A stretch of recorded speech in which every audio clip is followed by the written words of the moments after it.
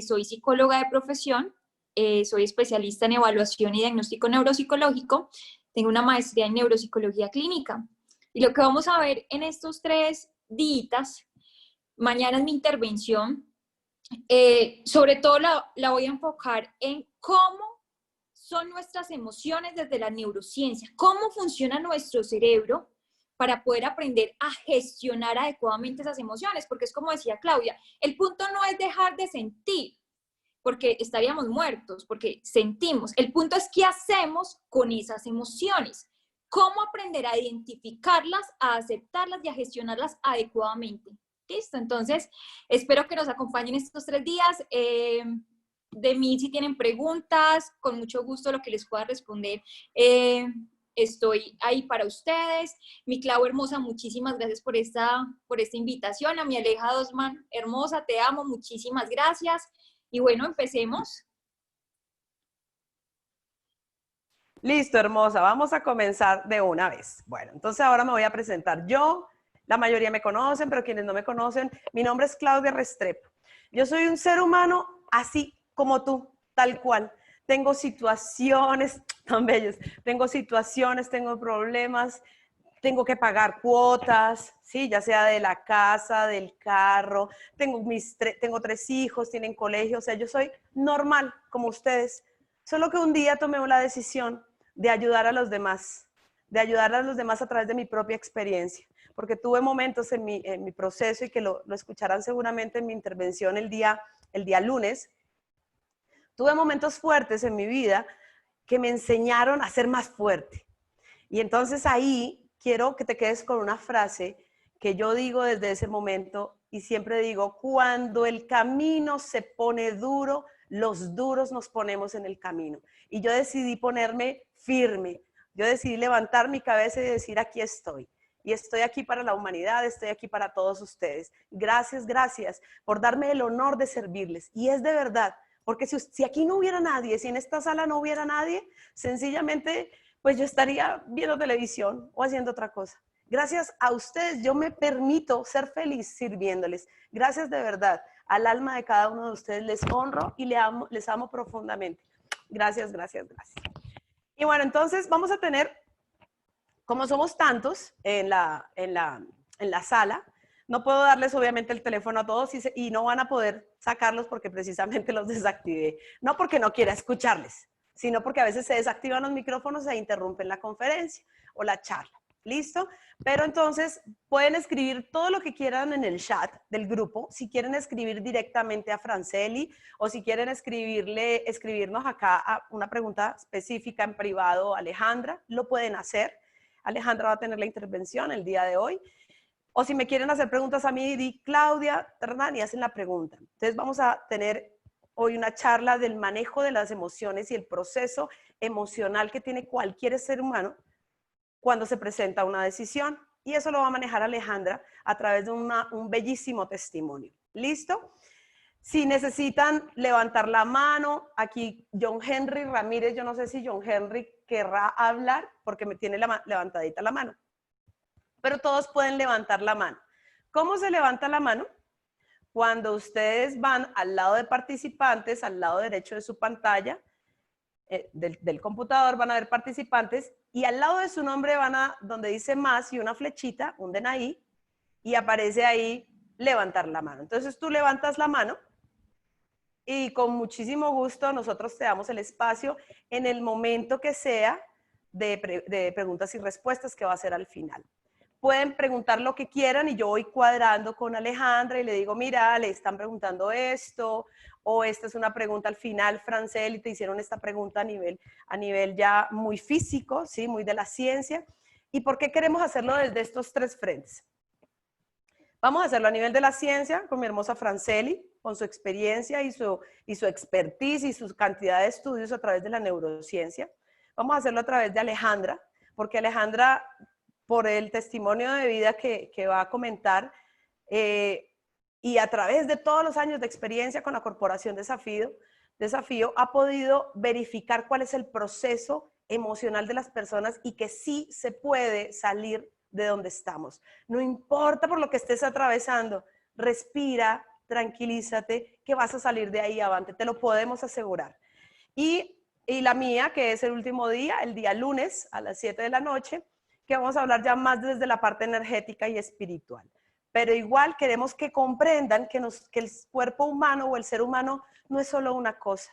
Nosotros tenemos muchas cosas. Tenemos nuestra parte emocional, que es de lo que vamos a hablar, a través de la parte física, que lo va a hablar France, de la parte mental y de la parte espiritual. Entonces vamos a utilizar todo este proceso bellísimo para que podamos comprenderlo. Mi hermosa Ale, sin más preámbulos, ¿todos quedamos de acuerdo? Levantan la manito o ponen una manita así, o una reacción, para decir listo. Eso, muy bien. Aquí nos vamos a... Muy bien, excelente, muy bien. Ahí ponen reacciones, pueden aplaudir, pueden hacer todas las reacciones, nos encantan las reacciones. Muy bien. Y después, cuando quieran hacer preguntas, si quieren hablar, es decir, si quieren que la pregunta es muy larga o no se pueden expresar bien a través del escrito, yo les doy la palabra con muchísimo gusto. Si no, vamos entregando las palabras en el chat y yo las voy leyendo. Mis amores, les amo profundamente, es un placer y un honor para nosotros, para la Corporación Desafío, servirles y amarles profundamente. Entonces los dejo con mi hermosa Ale, que es un ser humano maravilloso y bueno, ahí la van conociendo. Escriban todas sus preguntas. Les amo.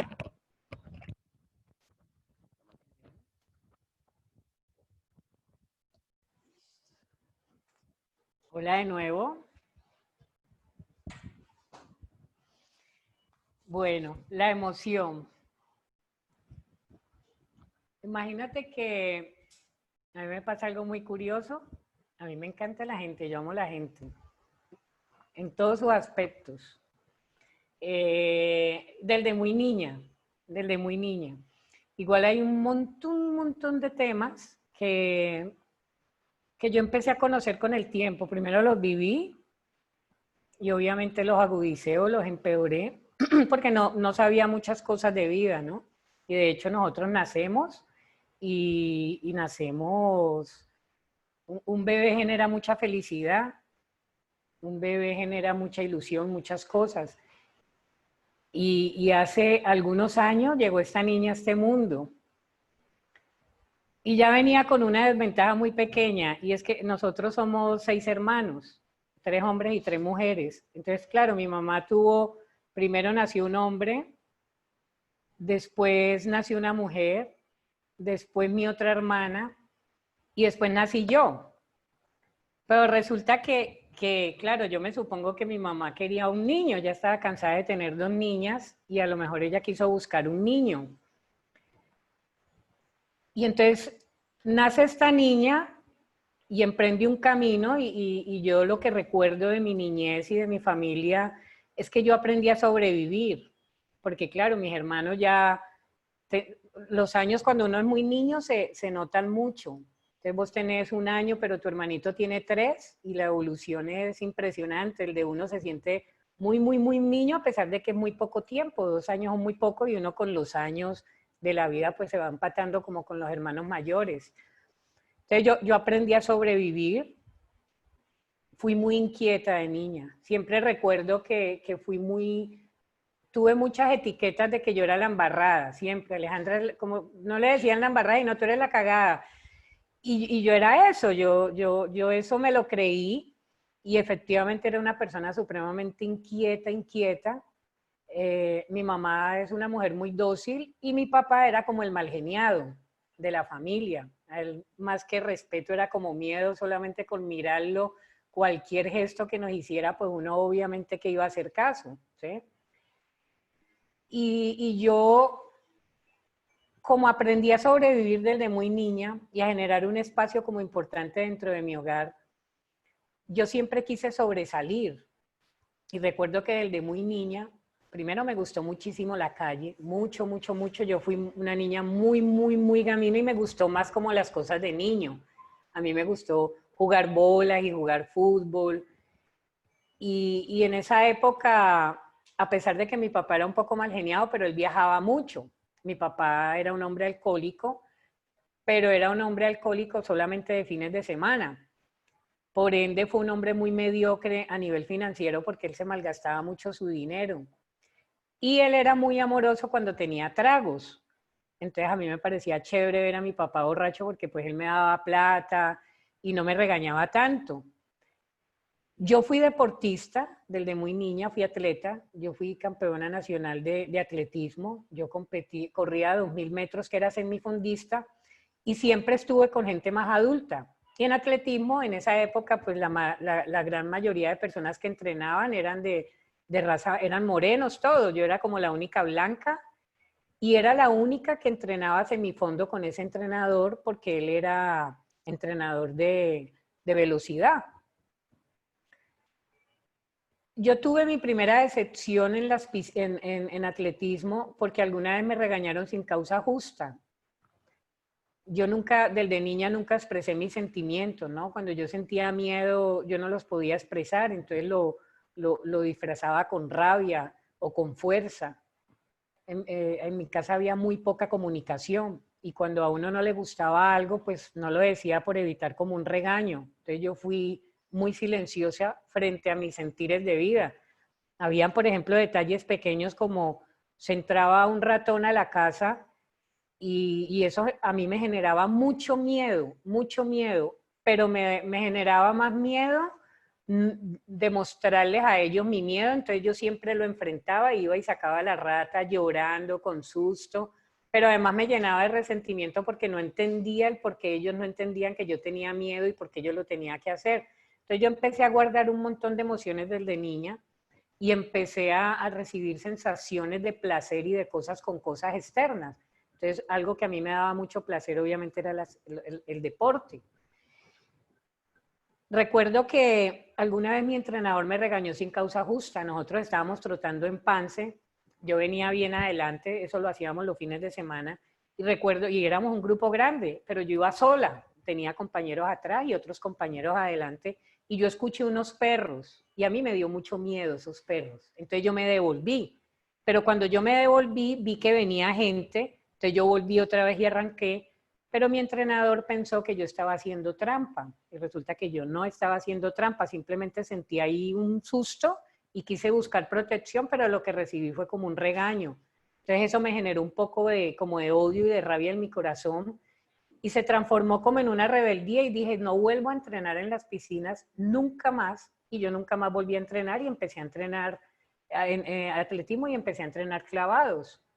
En clavado me encuentro con un mundo un poco más abierto, donde ahí supe efectivamente que la gente joven tomaba licor. Pues hace mucho tiempo uno no veía mucho a los jóvenes consumir nada. Yo vengo con una predisposición genética adictiva frente a las adicciones, pero hace mucho tiempo uno no hablaba de esas cosas. Uno no hablaba de que había un problema de alcohol ni de drogas ni nada de eso. Todo era como información muy oculta. Resulta que yo empecé a entrenar clavados y allí vi mucho más de frente como la rumba, el licor y eso, pero sin embargo yo nunca tomaba porque no me llamaba la atención, a mí me gustaba era entrenar. Yo tuve un golpe, un dolor muy fuerte en mi niñez y fue cuando mi mamá estaba esperando a mi último hermano. Nosotros somos 6 hermanos, 3 hombres y 3 mujeres. Mi hermanito menor nació como con 12 años o 10 años de diferencia al siguiente hermano. Entonces nosotros ya estábamos un poco más grandes. Pero recuerdo que yo siempre fui muy alegre y muy colaboradora, muy participativa, a pesar de que era muy piquiñosa y me encantaba la calle, pero yo era muy obediente. A mí me gustaba hacer oficio, yo le ayudaba a mi mamá, lavaba los platos, me encantaba que me mandaran a la tienda. Era como muy participativa dentro de los quehaceres de la casa. Era muy ordenada, muy ordenada. Y obviamente sentía vacíos de niña.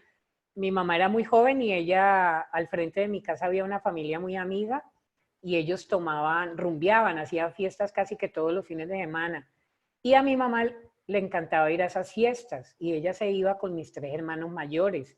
Entonces yo muy niña sí sentía vacíos de soledad porque a mí no me llevaban por ser más niña, pero yo decía, pero es que son solamente 2 años. Entonces no me dejaban y yo recuerdo una posición de estar en la ventana de mi casa con esos ojos abiertos, grandes, mirando al frente, llorando y gritando con ganas de que me llevaran, pero ellos no me llevaban y me dejaban con mi abuela materna que me regañaba mucho. Entonces yo sentía como cositas y caprichos, pero era muy obediente. A los 10 años de edad, yo me di cuenta que mi papá, que en paz descanse, fumaba marihuana. Siendo yo muy niña, ¿por qué conocía que existía la marihuana? Porque yo era muy callejera y entonces, y era muy mica. Entonces yo, por ejemplo, me subía al techo de mi casa y yo recuerdo que como 3 casas más adelante se subía un muchacho y se fumaba algo que olía diferente al cigarrillo que se fumaba mi papá normalmente en la casa. Y ahí medio uno escuchaba que había una droga que se llamaba marihuana, entonces yo siempre asocié ese olor con la marihuana. Y resulta que a los 10 años, cuando yo me doy cuenta que mi papá fuma marihuana, porque yo lo veo, o sea, no lo veo, yo siento el humo, yo voy para el patio de mi casa cantando y él me siente, entonces yo abro la puerta, pero él ya viene como asustado y él lo que me dice es, ay, Aleja, ¿quién vive cerca de acá? Porque me olió raro, pero yo supe en el fondo que era él y a mí eso me dolió y sentí una decepción y nunca tuve respuesta, nunca supe. Por ahí tengo un recuerdo que probablemente le pregunté a mi mamá que si eso era malo, pero ella entendió mal y pensó que yo le estaba preguntando era que si mi papá era malo. Y ella me dijo que mi papá era bueno, pero yo pensé que ella me estaba diciendo era que la droga era buena. Como soy niña, pues yo recibo las cosas de una forma distinta.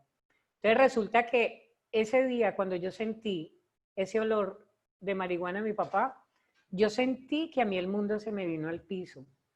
Yo sentí una desilusión y un vacío en mi corazón muy grande y yo tuve un cambio de 180 grados. O sea, yo pasé de ser una niña muy juiciosa frente a algunos aspectos de la vida a ser una mujer supremamente rebelde y me llené de sentimientos negativos con mi mamá y con mi papá y sentí que había venido porque a lo mejor no era de mi papá. O sea, yo empecé a sentir tantas cosas sin respuesta, que lo único que generó fue muchos vacíos dentro de mi corazón, mucho, sentí humillación, sentí miedo, sentí odio, sentí melancolía, rechazos, o sea, yo empecé a sentir que la vida no valía nada y sentí, me marcó mucho el engaño y hoy en día siendo ya muy adulta, a mí el engaño me duele mucho, me parece que gracias a Dios he aprendido a manejar un poco más las emociones, pero sí hay cosas que me marcan y me duelen mucho. Me imagino que tengo que seguir trabajando porque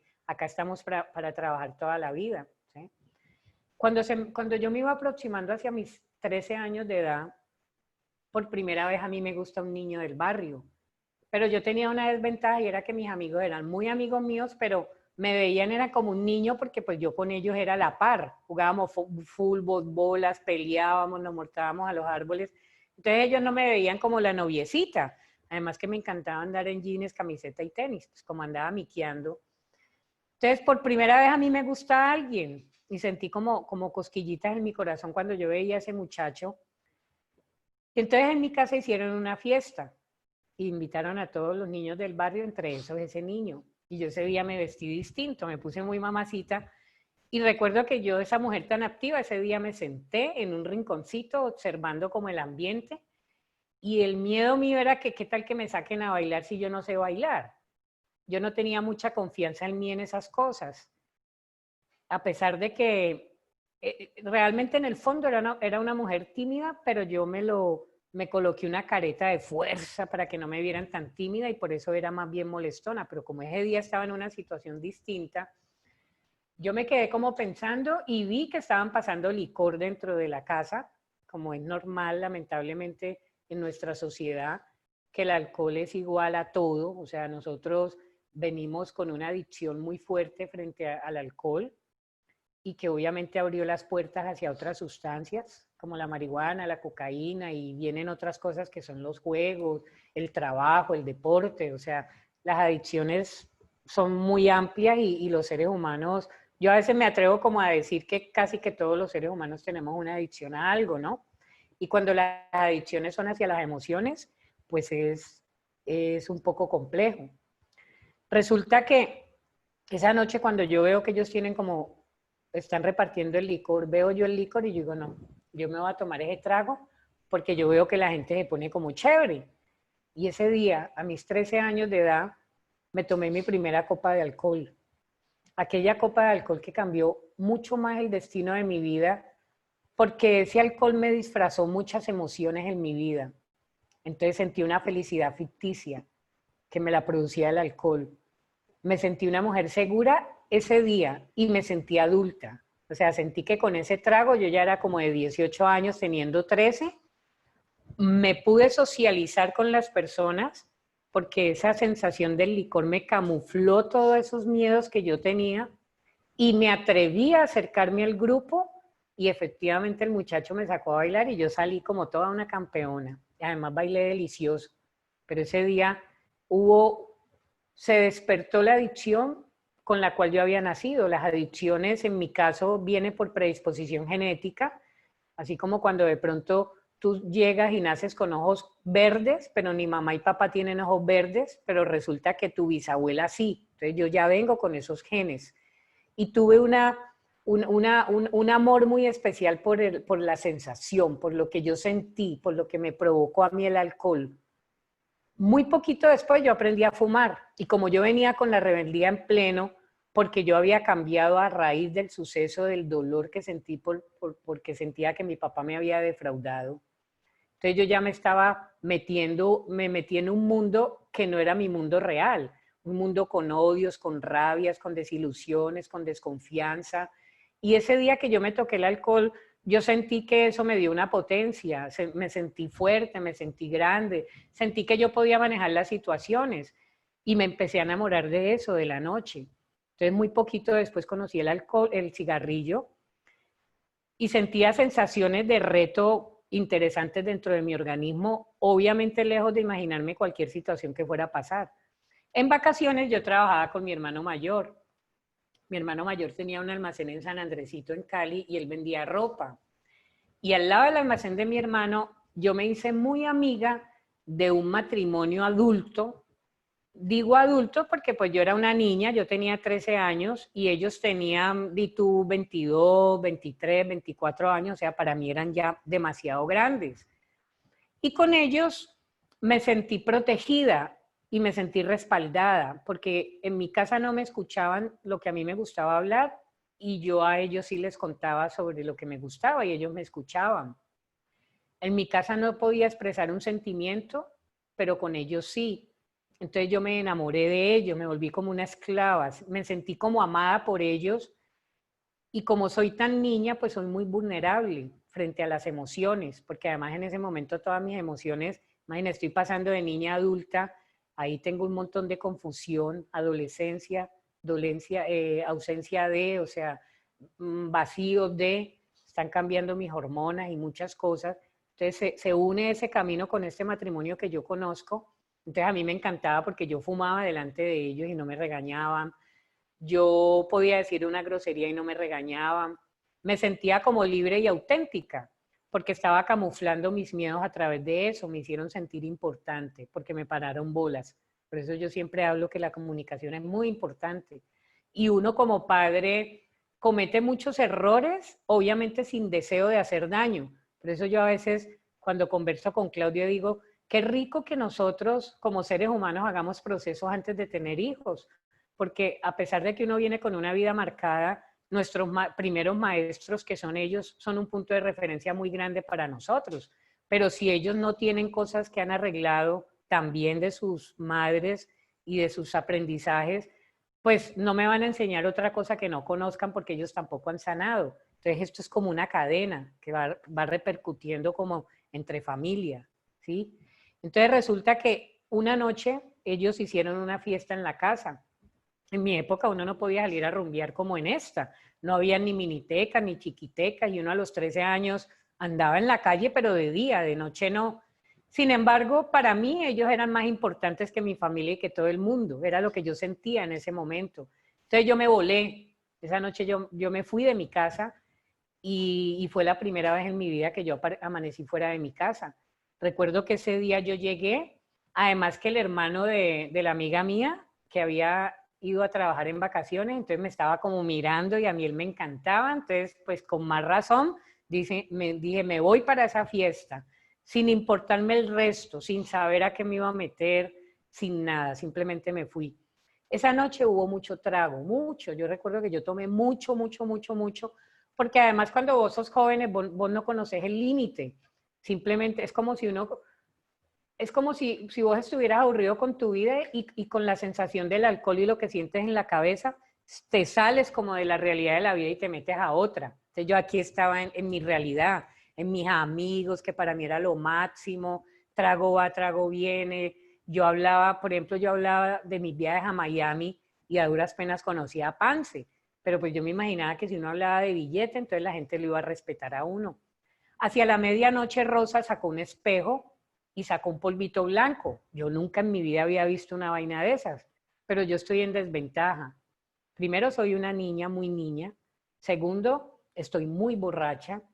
Tercero, para mí, última palabra era la de ellos. Yo había perdido el respeto hacia mis padres por el evento que había sucedido a mis 10 años de edad. Era como mi excusa perfecta. Entonces ahí yo me olvidaba de todo y para mí ellos era última palabra. Entonces cuando yo vi ese polvito, yo de pronto entre mi mente y dentro de mi niñez pensé que eso era como, yo dije, eso es como marihuana de otra marca, pero pues yo no sé nada más. Ellos hacen 16 líneas blancas, cogen un pitillo y empiezan a consumir por mi derecha. Yo recuerdo que sentí miedo, pero no era capaz de expresarlo. Yo no iba a quedar mal con mis amigos, yo no iba a decir me da miedo y no conozco esto, me paro y me voy, no. Era algo nuevo para mí. Y era muy niña para enfrentarme a eso, pero estaba ahí, era la realidad. Yo había decidido estar ahí. Y el pitillo se fue acercando a mí y la gente consumía, pero yo veía a la gente normal, sin embargo mi corazón muy acelerado y pensaba que de pronto el muchacho que estaba al lado mío me iba a decir, no, camina, vámonos. Pero él cogió el pitillo y consumió y me pasó el pitillo. Y yo sentí la mirada de todos ellos.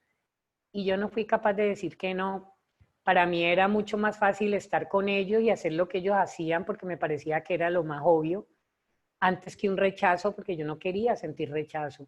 Porque yo en mi casa en algunas oportunidades probablemente lo sentía. Allí no. Y entonces consumí. Fue la primera vez pues que yo amanecí fuera de mi casa. El otro día sentí con me levanté muy angustiada. Recuerdo que mi hermano mayor me fue a buscar como a las 5 de la mañana y yo me escondí debajo de una cama.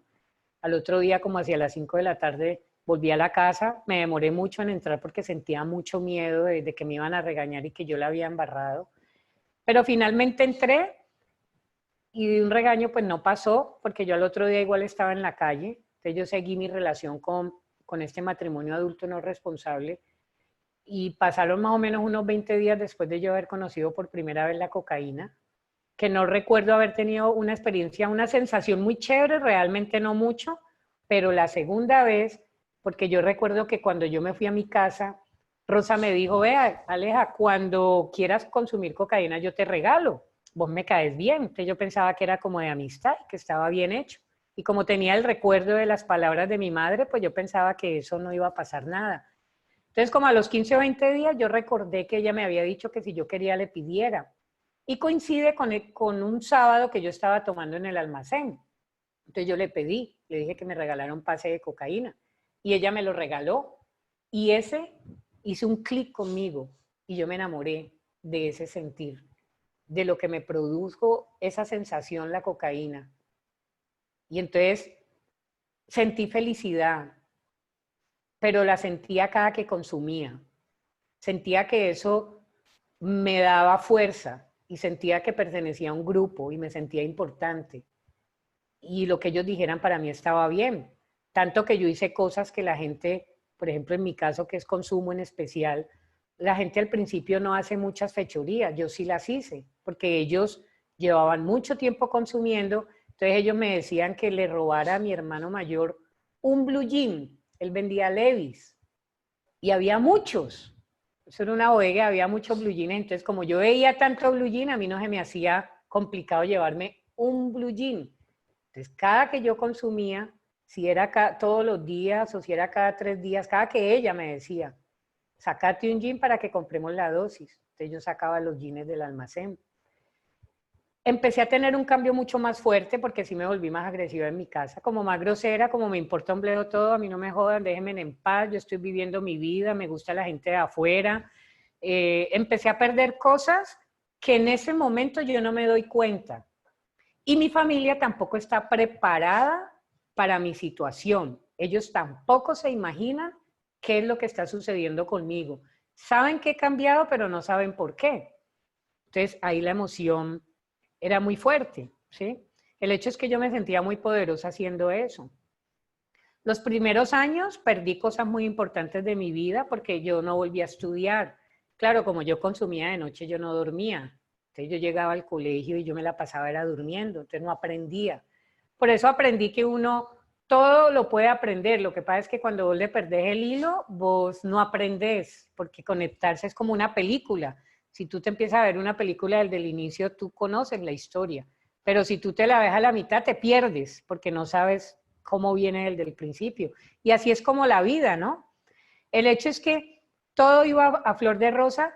Cambié de mi grupo de amigos, sí, cambié mi forma de hablar, muy, muy rebelde, muy conmigo nadie se mete, y viviendo como la sensación del momento, porque la sensación que yo sentía cuando consumía al principio era una sensación muy agradable y de mucha libertad.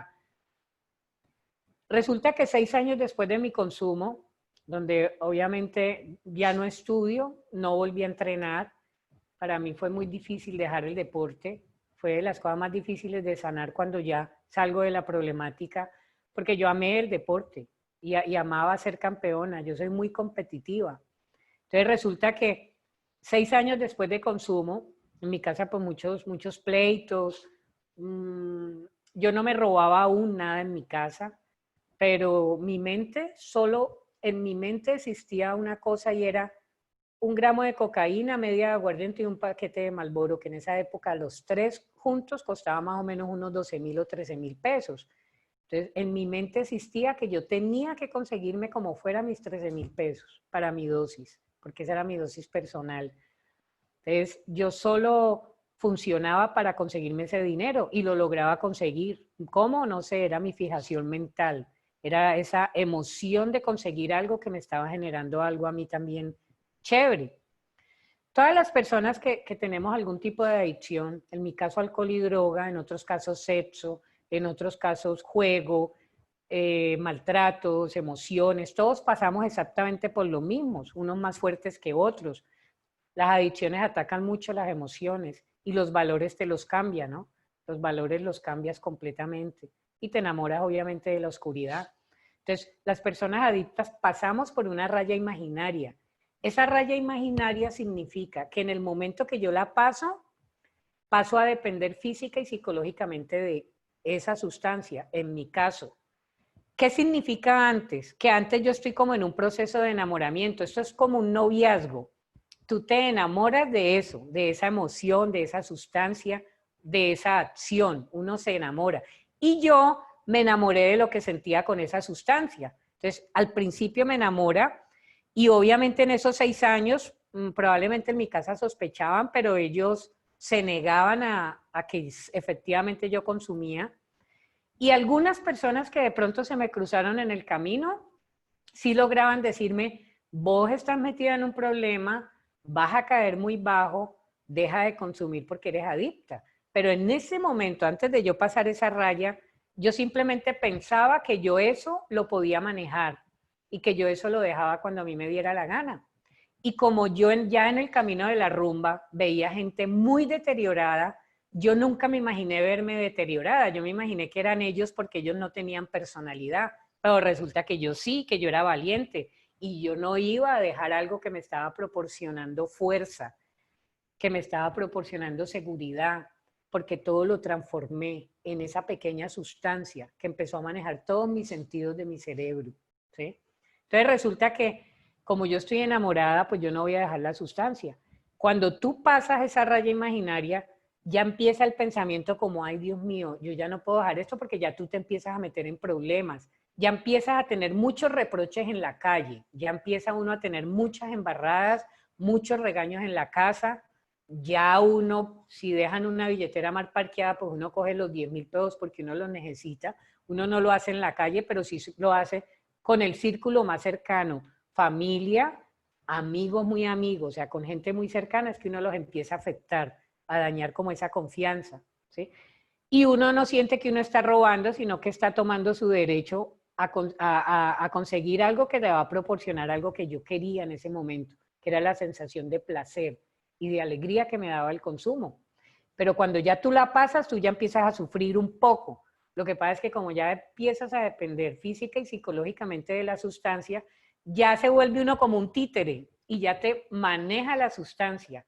Ya cada que tu cuerpo te lo empieza a pedir, ya empiezas a tener reacciones, sudor, rabia, se vuelve uno inquieto, compulsivo, porque en tu mente está, ya va a ser la hora, necesito que consumas, ya necesito que consumas. O sea, el cuerpo te empieza a pedir como todas esas sensaciones.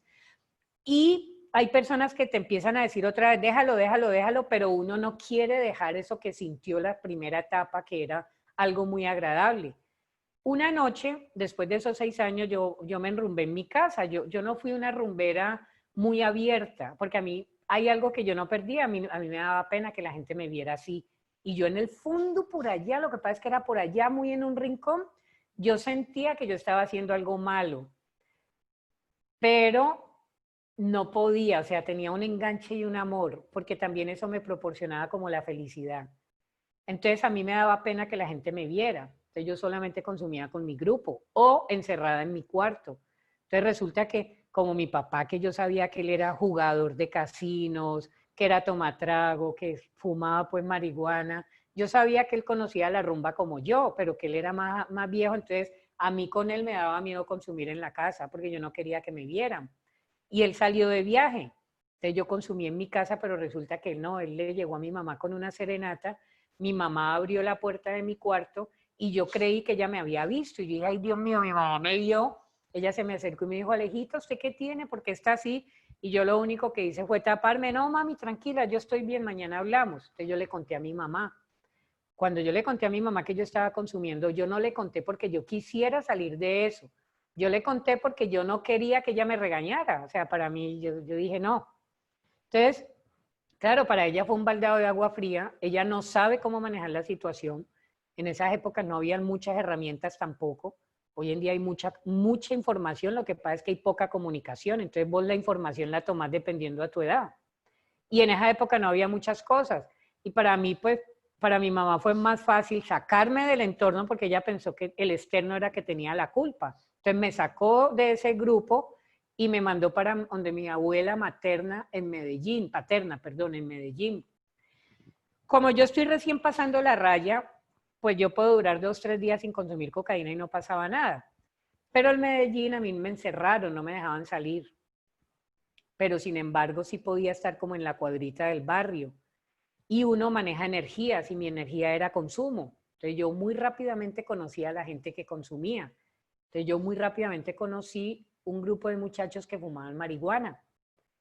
Entonces como a mí me dejaban solo salir ahí en la cuadrita, pues yo empecé a fumar marihuana y me dejaban tomar licor porque la gente cree que el licor no genera adicción y es algo que es como muy normal dentro de la sociedad. Entonces me dejaban tomar. Entonces yo no volví a consumir cocaína, pero sí empecé a fumar marihuana y mucho licor. Y todo el mundo pensaba que yo había dejado las drogas, porque la gente no cataloga droga, el alcohol ni la marihuana. Le ha dado estatus, por eso en la sociedad hoy en día hay tanto consumo, porque hay muy mala información real de lo que sucede con esa emoción.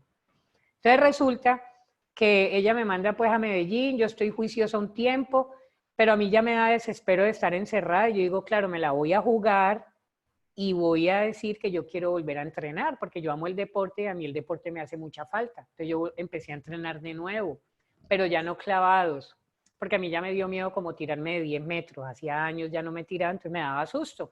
Empecé a entrenar waterpolo. Estando entrenando waterpolo, quedé selección Antioquia y de nuevo voy a representar al país. Pero ahí sucedió un evento, que yo llegué a mi casa donde mis abuelos a contar, uy, ahí fue como el ego, yo soy una vieja berraca, voy a representar al país, la droga no me ganó. Entonces mi abuela llegó y dijo, mijita, esto hay que celebrarlo. Y ustedes saben cómo celebramos nosotros, ¿no? Entonces sacó botella de aguardiente, empezamos a beber, a celebrar mi gran triunfo, pero al otro día que yo llegué a las piscinas, no a la hora que ellos me dijeron, sino como 3, 4 horas después, a mí me echaron de la selección. Y ahí se empoderó en mí el miedo de nuevo. Y el pobrecita yo. Y el a mí nadie me entiende. Y yo me fui para mi casa donde mi abuela muy triste, pero eso me dio fuerzas para yo convencer a mi abuela que me dejara ir a una finca. Y mi abuela, como me vio tan triste, fue perfecto porque me dejaron ir a una finca. Y en esa finca conocí a una señora, como siempre yo buscando cariño, cualquier persona que me dijeran que yo era hermosa y me colocara la mano en el hombro para mí era lo máximo. Cualquier persona que a mí me dijera que yo le caía bien, yo me volvía casi que esclava de esa persona. Porque yo estaba carente de amor, pero no porque a mí me lo habían quitado en mi casa, no. Es porque yo empecé a fabricar un mundo distinto y yo misma me alejé de mi casa. Yo misma sentí odio por mi casa y yo misma me fabriqué una historia ficticia. O sea, para mí mi familia era lo peor. Mi mamá, mi papá, mis hermanos. Entonces yo mantenía con mucho odio con eso. Y resulta que conozco yo a esa señora en esa finca en Medellín. Y claro, yo fui una víctima perfecta para ella porque cubría todas las características de debilidad de ser humano. Y ella me dice, Alejita, vos me caes súper bien y me caes tan bien que yo te voy a dar trabajo. Entonces yo dije, uff, lo máximo, voy a ser independiente, esto era lo que yo necesitaba, la oportunidad de mi vida. Esa noche ella me volvió a dar cocaína, entonces fue mucho más amor, pues tú eres lo máximo, me caes súper bien. Y me dijo que ella me daba trabajo, pero que yo me tenía que ir de mi casa. Claro, yo estoy tomada y estoy metiendo, digo, listo, yo me voy de mi casa, soy independiente, me quito de encima ese estorbo que es mi familia y acepto trabajar con ella. Y ella me dice que el trabajo, yo le digo que tenía que trabajar y ella me dice, mira, yo tengo 3 negocios en Medellín, llámese casa de citas, ollas o prostíbulos. Van hombres, atienden mujeres y consumen droga. Entonces yo la miré y le dije, pero venga, yo para esto no sirvo. Y ella me dijo, no, no te preocupes, yo no te quiero para eso. Yo quiero que tú te vayas a vivir conmigo al apartamento, yo te voy a poner carro, te voy a regalar droga cuando quieras, te voy a pagar y lo único que tú tienes que hacer es que en cualquier momento del día que llamen en cualquiera de mis negocios porque necesitan una niña o porque la droga se acaba, pues tú la llevas. Y yo dije, no, esto está súper chévere. Entonces yo me sentí adulta más todavía y dije, por fin la independencia. Y empecé a trabajar con ella. Nunca más volví de mis abuelos. Entonces ya cambié todo mi entorno. Entonces ya mis amistades eran los clientes. Entonces eran las trabajadoras sexuales, el ladrón, el jíbaro, el sicario, el traqueto, ya el mundo de la noche y de la oscuridad, pero para mí eso era como lo máximo y yo me sentía patrona porque yo estaba con la dueña del negocio, entonces me sentía mucho más firme y mucho más segura. La relación con ella y con ese trabajo lo que permitió fue que yo fuera durmiéndome más como ser humano, donde mis valores se fueron opacando más y más y más, entonces yo ya me volví agresiva, mala clase, si a mí me caía mal alguien yo lo mandaba a sacar de donde fuera, sentía que yo era la dios del mundo, el consumo ya no eran los fines de semana como ya venía frecuente en algún momento, sino que ya era todos los viernes, después todos los viernes y todos los sábados, después miércoles, viernes, sábado, hasta que llegó un punto que fue lunes, martes, miércoles, jueves, viernes, sábado, domingo, y yo todo el tiempo más hundida. Y yo ya empecé como a sufrir en el consumo porque ya el sistema central nervioso empezó como a tener un poco de problemas, entonces yo ya era una mujer más nerviosa, yo era más inquieta, todo me daba rabia. Cuando se me estaba bajando como el embale o cuando terminaba de consumir, que era más o menos 3, 4, 5 de la mañana, yo siempre terminaba como en un rincón, como sin entender por qué yo estaba ahí, como con mucho miedo, como sin amor, como dónde está mi familia, como yo por qué estoy en este mundo, como con arrepentimiento, mientras se me iba bajando todo eso y yo me dormía y al otro día siempre me levantaba muy, muy triste. La tristeza me agobiaba, como yo no sirvo para nada, yo soy una inútil, yo no tengo familia, entonces pobrecita yo, entonces nadie me quiere.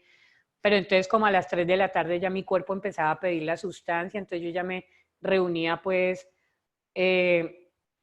con mis amigas a las casas de citas y me iba a consumir y bueno, era muy fuerte. Esa relación me llevó a la cárcel, ¿sí? Resulta que un día llegó la policía a una de las casas y se llevó a todo el mundo. Yo ese día no estaba, pero como yo sentía que yo todo lo podía solucionar, entonces mi jefa me dijo, que yo fuera a poner la cara, y yo fui a poner la cara. Y resulta que yo fui engañada. A mí me engañaron mucho frente a las situaciones de calle porque yo no tenía esa malicia. Yo pensaba que todo el mundo era como yo no era una mujer mala. Hacía el papel de mala por consecuencia de la rumba, pero mi corazón era bonito. Yo de todos modos, con los años supe que yo venía de una familia muy bella, que yo era la que había desviado como los sentires de mi propia vida. Entonces yo voy a poner la cara por las niñas, a las niñas las sacaron y a mí me cogieron. Entonces yo ya estaba pisando una cárcel, que le doy gracias a Dios, yo nunca digo mis años, pero menos mal que a mí no me tocó esta época la droga, porque a pesar de que eso causa dolores inmensos en tu vida, en esa época no había tanta maldad, o era que no habíamos tantas personas, entonces las cárceles eran bonitas en medio de todo. Y en la cárcel supe cómo la gente me amaba. Yo tengo recuerdos muy bonitos de la cárcel. Nunca le dije a mi familia, sino después. Yo todo lo asumí, porque yo en el fondo, lo que pasa es que estaba muy por allá en el fondo, yo sabía que yo no los podía involucrar. Y fuera de eso, supe en la cárcel que mi jefa no solamente tenía esos negocios, que eran los que yo conocía, sino que también perteneció a una banda de un sicariato muy conocido que tuvo el país, que era la banda de los Priscos. Entonces yo dije, Dios mío, ella es sicaria. Entonces ya empecé a entender ella porque a veces llegaba vestida de negro y con manchas rojas. Pero yo eso no lo sabía porque yo era muy ingenua frente a eso. Yo no había nacido en ese mundo. Yo me metí ahí por, por mis sensaciones, porque me produjo placer en algún momento de mi vida. Entonces resulta que yo mantuve callada esos 3, 4 meses que estuve en la cárcel. Salí de la cárcel y yo recuerdo que esa noche yo fui donde mi patrona, obvio, y le dije, mira, perdóname la vida porque yo nunca dije nada tuyo. Y ella me dijo, sí, Caleñita, yo sé, tú eres lo máximo y por eso te voy a pagar. Y ella me sacó una maleta llena de plata. Yo me colgué la maleta y le dije que yo ya volvía, pero yo no volví porque me dio miedo lo del sicariato. Pero sí me fui para el centro, para las ollas, y con plata. Entonces llegué con poder y llegué a invitar a todo el mundo, a comprar cariño, a que la gente me dijera que yo era lo máximo y yo con eso me sentía bien. Pero yo al otro día me levantaba triste, agobiada, con muchos miedos, con muchos dolores. Pero resulta que se acabó la plata y yo ya estoy totalmente cambiada frente a todo en la vida. Totalmente oscura, rumba, sexo, alcohol, droga, agresividad, miedo, pereza, cochina, tantas cosas. No me volví a bañar, pasaban semanas enteras que yo no me bañaba. Me comía sobrados de los restaurantes porque cualquier 1.000 pesos que yo consiguiera era para conseguir mi dosis. Ahí sí hicimos un grupo de amigos en la calle y salíamos a robar. Yo nunca le robé a nadie, pero yo lo sabía. Ahí las 3, 4 de la mañana para mí ya eran más trágicas, porque yo terminaba muy agobiada, porque yo no entendía por qué estaba yo ahí. Yo me empecé a sentir como en un remolino y yo no tenía salida y yo no tenía a quién llamar y siempre lo mismo, la prostituta, la calle, el no bañarme, durmiendo en cualquier casa de citas que me dieran, cualquier rincón, en algún colchón, con una niña que siempre me cuidó porque en medio de todo yo siempre tuve angelitos y tuve muchos milagros porque pasé muchos sustos. Yo no estoy muerta porque a mí para algo me tiene Dios y el universo en esta vida. Yo estuve encerrada en un apartamento con 8 hombres que no sé cómo me pude volar y las niñas con las que yo andaba nunca volvieron a aparecer. O sea, a mí me pasaban cosas, pero siempre me aparecieron ángeles, como que me protegían porque yo estaba en la oscuridad total, con mucho sufrimiento, porque es que además que las drogas son, no es que sea la falta de voluntad, no es nada de eso, te maneja, es como cuando vos tenés ganas de orinar. Si a vos te dan ganas de orinar, vos tenés que orinar, eso es la droga. Vos tenés que meter porque matás si no tenés la droga, es una sensación del cuerpo que lo tenés que hacer, es como una olla de presión que te gana y te maneja mentalmente, a pesar de que sufres y que te arrepientes, vuelves y repites la condición. Entonces esa amiguita Olguita, ella siempre me sobaba la cabeza y me cogía la cabeza como así. Ella fumaba bazuco y ella siempre cogía como chispitas en el aire, pero me cogía la cabeza y se quedaba como en un pelito y me decía, tranquila, Alejita, algún día te vas a ir de acá, tranquila, lejita. Y ese día, un día llegó cualquiera. Olguita llegó y me levantó un domingo como a las 10, 11 de la mañana y me dijo, camina que mi mamá nos invitó a almorzar. Ella era una niña muy, muy, muy humilde y a pesar de su condición de trabajadora sexual, era una niña con un corazón tan bonito que a mí me daba mucho pesar de esas mujeres porque ellas sufrían mucho y la vida fue como si las fuera llevando allá, las malas decisiones y esas emociones mal manejadas. Es una vaina loca ese mundo. Y entonces Olguita me invita a su casa y ella vivía en las comunas de Medellín. Y nosotros subimos una loma, subimos, y yo me acercaba a una casa que tenía muchas flores. Y salió una viejita, la mamá de la trabajadora sexual, la mamá de Olguita salió y esa señora me abrazó. Y a mí no me abrazaban, hace mucho tiempo no me abrazaban. Pero no me abrazaban no porque mi familia no quisiera hacerlo, yo me alejé de mi familia, yo me alejé de mis amigos. Para mí no me servían en ese momento. Yo sentía que eran mis enemigos, yo sentía que eran mis traicioneros y yo todo eso lo ocultaba a través del consumo y eso, por eso me daba placer y me daba felicidad porque se me olvidaba lo que yo me había inventado, el dolor, porque fue algo que yo me inventé, porque mis otros hermanos no vivieron lo mismo y era la misma familia. Ellos eran buenos, menos mal yo me di cuenta, pero en ese momento yo no me daba cuenta. Y esa señora me abrazó y yo sentí emoción, sentí felicidad, sentí amor, porque a mí solo me buscaban para golpearme, porque yo era una atrevida, grosera, porque yo sentía que el mundo me pertenecía y que yo podía hacer lo que a mí me diera la gana, lo que yo sintiera y punto. No me gustan las normas, odiaba a los policías, nadie me podía decir nada porque no y punto. Cuando ella me abrazó, yo me doblegué y me dijo, vaya, báñese, que usted es una mujer muy hermosa, además, y yo sé que yo soy una mamacita. Y me dice ella que yo soy una mujer hermosa, pues yo me puse más chévere y me bañé. Y ella me hizo caldo de ojo. Eran muy humildes, no tenían sino para comprar huesitos para darle sabor a la sopa. Y como Olguita consumía, pues no le podía dar mucha plata a su mamá porque se le iba casi todo en consumo. Y me dio amor.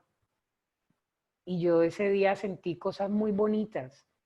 Tan bonitas que Olguita me dijo caminábamos a otro lado y yo pensé que era para conseguir plata para consumir y no, me llevó a la terminal de transportes de Medellín, me regaló un tiquete y me dijo, ¿sabe qué, caleña? Váyase de acá que usted no pertenece a este mundo. Y yo como estaba tan emocionada, yo me monté a ese bus y llegué a Cali y llegué a mi casa y mi madre me abrió y le abrió una hija totalmente destruida, con una mirada perdida, con odio, con la piel tocando los huesos, negra aquí debajo de los ojos, con mucho miedo, porque tenía miedo, porque me perdí, y me dio sentimiento, me perdí, porque me dio pena que mi mamá me viera así, porque en ese momento yo daba mi vida por no consumir, no podía. Yo a las 3 de la tarde me volvía como, es como si se me metiera un demonio a pedirme lo que mi cuerpo estaba acostumbrado. Y yo salía de mi casa hasta donde el jíbaro, a las 6 de la tarde, todos los días, durante mi último año. No consumía en la calle porque me daba miedo. Sentía que todo el mundo me miraba y me cuestionaba. Sentía que mi vida no servía. Pero nunca tuve sensación de morirme. Siempre me ha gustado la vida. Nunca quise matarme, a pesar de que me estaba matando, pero yo no sabía. Yo me compraba mi dosis, que ya en ese momento eran 3 gramos, media de cocaína, 3 gramos, media de aguardiente y un paquete de Marlboro. Me iba para mi casa, me encerraba en el baño de mi casa y sentía 3 sensaciones cuando me metía ese pase. Placer, porque le di a mi cuerpo lo que me pedía. O sea, oriné, o tomé agua, o comí algo porque tenía ese placer, esa sensación. Dolor, porque yo tengo todo esto acá podrido, con todos esos químicos. Yo tuve gripa durante más de 10 años de mi vida, que es la famosa gripa química. Y yo respiraba y a mí me olía podrido, porque yo me estaba pudriendo todo esto. Y yo tan bella, ahora me estoy viendo más bonita, ¿ves? Y entonces, imagínate que, entonces era placer, dolor, porque todo esto está en carne viva, como cuando uno se quita una caracha y te echan mertiolate, y miedo, claro, el sistema central nervioso hecho una nada, entonces ya mi corazón bum bum, yo empezaba a sudar, yo sentía que mi mamá me estaba vigilando, yo sentía voces, yo no me movía de ahí hasta que yo no sintiera a nadie, cuando yo, silencio absoluto, yo salía en pique y me encerraba en mi cuarto, cerraba con seguro, colocaba una silla, prendía el televisor, me metía ese resto de 3 gramos entre las 7 y 10 de la noche, pero me quedaba dormida al siguiente día, todos los días a las 6, 7, 8 o 9 de la mañana. Y eran las noches más largas, más dolorosas, con mucho miedo. Yo sentía que me perseguían, sentía gente debajo de la cama, que se metían al closet. Me daban ganas de orinar o de hacer popó, entonces en un rincón de mi cuarto me orinaba y me hacía popó. El cuarto era un desastre, era un basurero completo. Sentía que mi familia decía que en 5 minutos me iban a quitar la droga y yo despicaba una botella y respiraba. Hoy en día digo, gracias a Dios, nunca nadie entró a mi cuarto. Me quedaba dormida en posición de feto buscando protegerme, sensación de protección, y me levantaba tipo 1, 2 de la tarde como con un dolor, como mamá, perdóname, mamá, siento vergüenza, mamá, ¿dónde estoy yo? Mamá, ¿qué voy a hacer? Mamá, sálvame de esto, mamá, esto es muy horrible, pero a las 3, 4 de la tarde, ¿qué? Usted es una vieja hijuetanta, déjeme en paz, yo hago lo que me dé la gana, yo soy la que mando, yo esto, yo lo otro. Vuelve la historia, enero, febrero, mi familia en un caos total, mi casa un despelote, mi odio, pero también mi amor, pero un montón de cosas, y con ese deseo yo quiero sentir mi primer consumo y por qué no lo siento y por qué me da miedo, mejor dicho, un caos, la cosa más horrible del mundo. El 24 de diciembre lograron sacarme a la cena, pues era 24, había que hacerlo. Y ese día al esposo de mi hermana se le ocurrió la gran idea de invitarme a la cabalgata de Cali, ¿sí? Que en esa época salían las vallas en el norte de Cali, 10 más o menos uno se reunía. Entonces él me dijo, ¿sabes qué, Aleja? Vos a mí me caes tan bien. Entonces, claro, me tocó el ego y yo sí, porque yo soy la más y a mí me dan lo que yo pida y punto. Entonces me dijo, te voy a prestar mi mejor caballo para que vamos a la cabalgata porque vos sos lo máximo. Y fue la única forma que me sacaran de mi casa, 25 de diciembre. Recuerdo que yo me coloqué 3 blue jeans, uno encima del otro, y a mí me sobraba espacio. Y mi cara, pues un triángulo negro acá, con una venda que construí en mis ojos a raíz de mis dolores, de mis miedos, de mis imaginaciones, de esos resentimientos, de ese montón de cosas que uno vive y que se los guarda sin saber que se los está guardando, pero que empiezan a reflejarse cuando estás adulto, con tus parejas, con tu trabajo, con tus hijos, con tu propia vida, que está uno como en ese trampolín, porque uno sí lo está, pero pues tampoco tan... Uno tiene que aprender cómo a nivelarlo, pero para eso hay que hacer procesos con uno. Pero yo, ¿qué proceso voy a hacer? Resulta que ese 25 de diciembre, por primera vez, después de más de 12 años de mi vida, me encontré peladas del barrio, del colegio, de las piscinas. Y a mí todo el mundo me miraba y me decía, Dios mío, Alejita, ¿a ti qué te pasa que estás tan asquerosa? Esa palabra fue como si a mí me hubieran quitado una venda de los ojos y fue como una película que se me vino, y hacía muy poco yo era una niña feliz y lloraba de felicidad porque me había ganado una medalla de oro en mi deporte. Estaba feliz porque había celebrado mis 15 años. Hacía poco era una niña feliz. ¿Y en qué momento los seres humanos perdemos la magia? ¿En qué momento me perdí? ¿Qué fue lo que pasó conmigo? Yo no entendía. Lo único que sé es que me vi por primera vez después de 12 años. Y dije, Dios mío, ¿yo dónde estoy? Y yo me bajé de ese caballo. Ese día estaba chispeando y mis lágrimas caían. Y yo salí corriendo y llegué a mi casa. Toda la vida he vivido en el norte, en Cali. Y me le tiré a los pies a mi mamá y le dije, mami, no me dejes morir en esto. Te suplico, ayúdame a salir de acá. Pero ella, obvio, no me creía, tantas mentiras y tantas cosas y tanto sufrimiento en ese último año. Y me dijo, pues busque usted y haga lo que le dé la gana. Y le dije, pues listo, yo busco.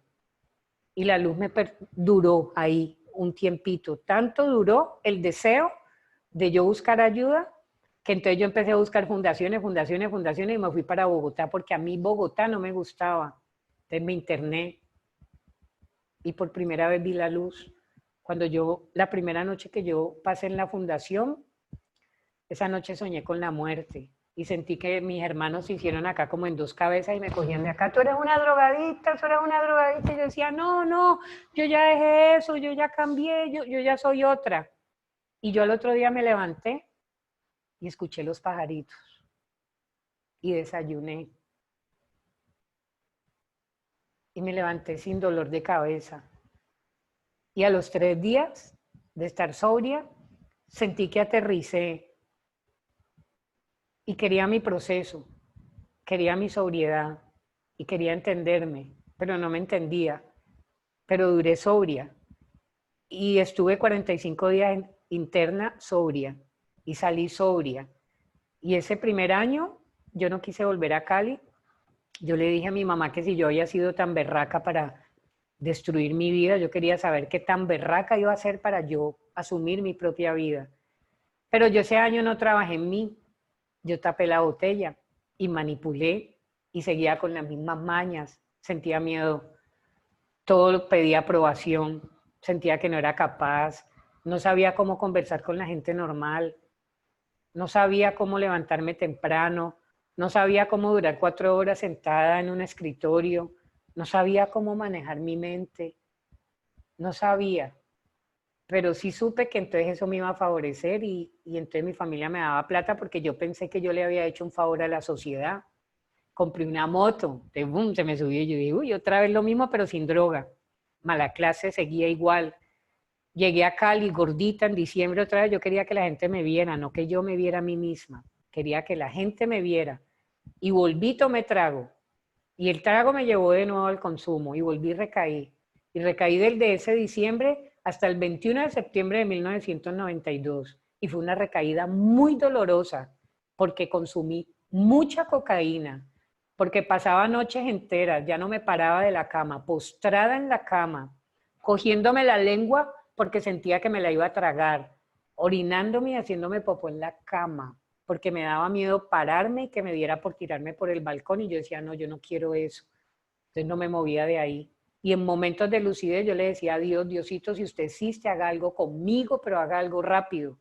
Y el 21 de septiembre de 1992 era como si yo ese día me fuera a morir. Yo sentí una sensación de miedo que yo esa noche me fui para la terminal de transporte sin un peso. Mi fijación mental era me vuelvo a internar y voy a salir de eso y es hoy o nunca. Entonces me fui para allá sin un peso y convencí a una señora que me regaló los tiquetes de 2 hijos con los que ella iba a viajar. Entonces yo viajé cargando a los niños. Llegué a las 5 de la mañana a Bogotá, cogí un taxi que me llevó gratis. Me ayudó, son ángeles. Y llegué a la fundación. Y duré 15 días en la fundación. A los 15 días sentada en el árbol del patio de la fundación, había un árbol que de la calle las ramas daban al patio. Y yo miraba el árbol y dije, no, aleja, la vida está allá. Y estoy lista para vivirla. Y estoy lista para asumir mi posición de vida. Y estoy lista para hacer lo que sea necesario para yo rescatarme como ser humano. Y desde ese 21 de septiembre de 1992 hasta el día de hoy, yo no me consumo una sola gota de cocaína. Y yo hoy les puedo decir que yo hoy, en este instante, soy una mujer feliz. Pero me costó. Me costó construirme como ser humano. Me tocó coger confianza en mí. Me tocó entender que habían un montón de emociones que yo las había transformado. Me tocó entender que yo era un ser humano valioso. Me tocó reestructurar mi vida adulta. Y entonces yo veo tantas cosas y yo digo, Dios mío, pero si nosotros simplemente decidimos dar un paso a favor de mi vida, si yo decido un paso, si yo sacrifico, si yo escucho, si yo busco ayuda, si yo me miro al espejo, porque ante una sociedad uno miente tantas cosas y uno miente tanto que lo más triste de todo fue que me traicioné yo, porque yo siempre pensé que yo me estaba vengando de los malos papás y mamás que había tenido supuestamente, porque cada que yo me sentía impotente me hacía daño consumiendo, y aprender a no hacerme daño, aprender a no faltarme a mí misma, a entenderme como ser humano, a saber que soy frágil, que tengo derecho a ser frágil, pero también tengo derecho a tener fortaleza y que tengo derecho a caer y también a levantarme. A entender que soy una mujer muy inteligente, muy mamacita y a tener todos los días que entender que todos los días estamos aprendiendo algo nuevo, aprender a estar en el aquí y en el ahora, aprender a perdonar ese niño interior, aprender a perdonarme yo, a poder entenderme, que mis miedos no van a poder conmigo, que yo los tengo, los vivo, los siento y los traspaso. A entender que todos los seres humanos tenemos el mismo valor, porque todos los que estamos aquí somos hermosos y somos maravillosos, y cualquier palabra que de mí llegue al alma de ustedes y les despierte algo, yo con eso me voy por bien servida, porque soy una mujer feliz. Porque a pesar de que llevo muchos años abstemia o sobria, hace 3 años que yo conocí a esta gran mujer, a Claudia, que fue increíble, porque yo los años nunca los digo y les voy a contar un secreto, nunca los digo y no se los voy a decir a ninguno de acá. Pero resulta que yo supe que ella era una persona muy sabia y que a través de los números iba a saber cosas mías, debilidades, fortalezas, un montón de vainas, y yo por dentro la verdad dije, esta gente está loca, pues vamos a ver, yo bien retadora que soy, y yo si no veo no creo, a mí que no me vengan con cuentos, ¿no? Entonces estamos en una fogata, en una ceremonia, y había leña, entonces yo me le acerco al oído y le digo, hola, ¿verdad que usted lee los números? Y ella así como es ella, ¿no? Sí. ¿Me das tu fecha de nacimiento? Entonces yo le digo, espérate un momentico. Y me dice, si no me la dices, pues yo no puedo hacer nada. Entonces yo hoy me siento al frente y digo, no, qué leche, ¿yo cómo le voy a decir a esta mujer cuándo nací? Pero yo quería saber si efectivamente eso era real. Entonces voy y me le acerco y le digo en el oído, pero no vas a decir nada. Y ya no, tranquila. Entonces yo le digo, tú no le digo la fecha, al oído, es un secreto, solo lo sabe ella. Y lo primero que me dice es, Alejandra, te voy a decir algo que es un poco complejo, pero pues de pronto te sirve.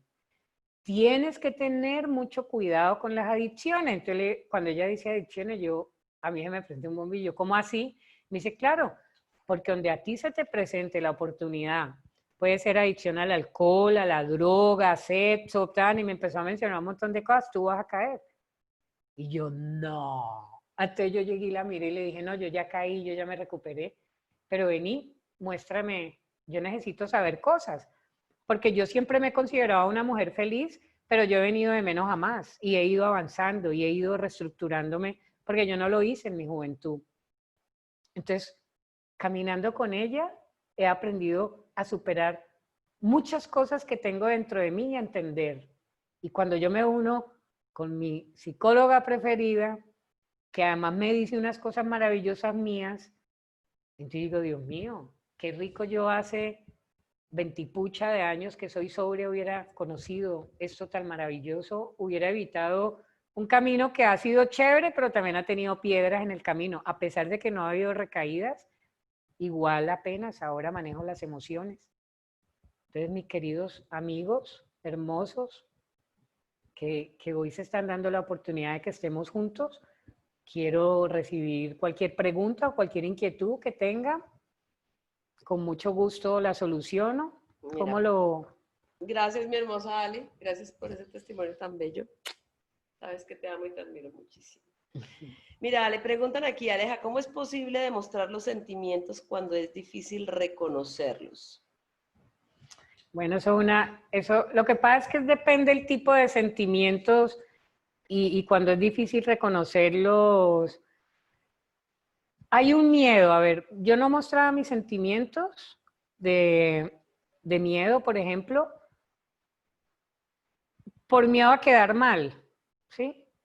O, por ejemplo, si yo iba a cenar en alguna parte y las lentejas no me gustaban, sino las de mi mamá, bueno, no me gustaban las lentejas, le di el sentimiento era, porque no expreso, el sentimiento era de pena y prefería comérmelo por no expresarlo, porque los sentimientos sí se sienten. Uno logra identificarlos cuando nosotros logramos silenciar nuestra mente y ponerle cuidado a nuestro sentir. Entonces uno empieza a reconocerse. Pero eso no es de un día para otro. Empieza todo un proceso. Cuando vos empezás a conocer el proceso, los sentimientos vienen de las emociones. Entonces hay, por ejemplo, la tristeza, el asco, el miedo, la alegría. Eso, de ahí se desprenden un montón de sentimientos. Yo me voy hacia los negativos, ¿sí? Porque también obviamente hay muchos positivos, pero las emociones negativas secundarias o sentimientos negativos. Entonces está, por ejemplo, la soledad. Entonces yo identifico cuando yo me siento sola es porque estoy sin mí. Es como si yo quisiera llenar esa soledad con alguien. Entonces, como yo ya lo sé, pues yo empiezo a apreciarme a mí misma y a entender qué significa eso en mí, o la desesperación, o la culpabilidad, la indiferencia, el vacío, el arrepentimiento, la decepción. O sea, esos sentimientos uno sí los logra reconocer, pero cuando me reconozco a mí, cuando reconozco mis sentires, ¿sí me expliqué bien? Sí, sí. Bueno, aquí te mandan muchas palabras de felicitación, súper lindas, ahora las leemos. Realmente me identifico contigo, dicen, gracias por compartirnos tu testimonio. Yo desde la adolescencia, por tener amigos, tomé malas decisiones. Me metí en un parche y ahí conocí las drogas, era mi felicidad y me volví muy problemático. Pregunta, ¿cómo es posible manejar tus emociones, manejar las emociones, ya que soy bipolar? Bueno, yo pienso que eso es como más para... Por eso, mira, vamos a estar acá 3 días maravillosos. Todas esas respuestas las vamos a obtener en el transcurso de estos días. Hoy quiero, así con el corazón en mi mano, que nos desnudemos, que preguntemos, que hagamos caso. Hay que hacer caso para poder reconocer todo eso, porque yo sé que no es fácil, porque la mente juega un papel muy importante en la vida, pero uno no lo conoce. Pero todo va a ser posible.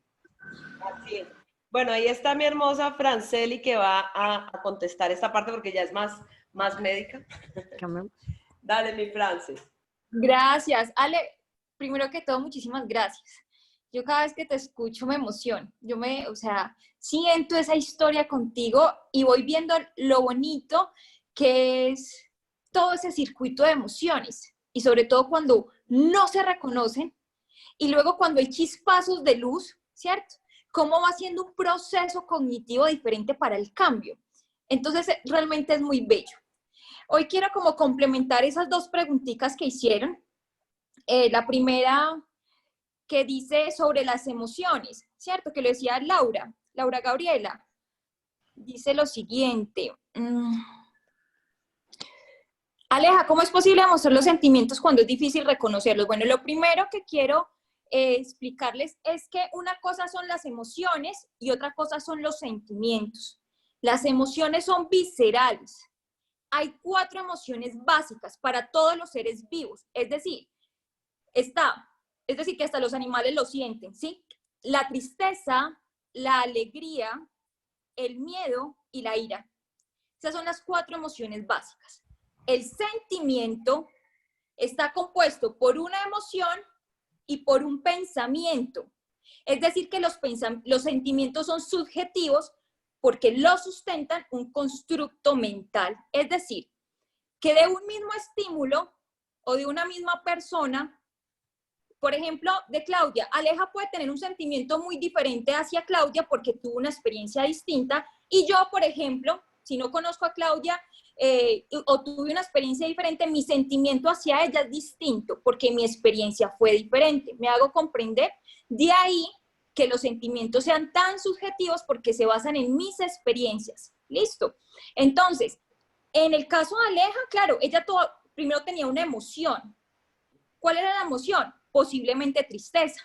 Tristeza de ver que en su familia no le prestaban atención, tristeza de ver que el mundo que ella pensaba que tenía en su familia y luego se dio cuenta de lo que hacía su padre, pues generó en ella una desilusión muy grande, ¿cierto?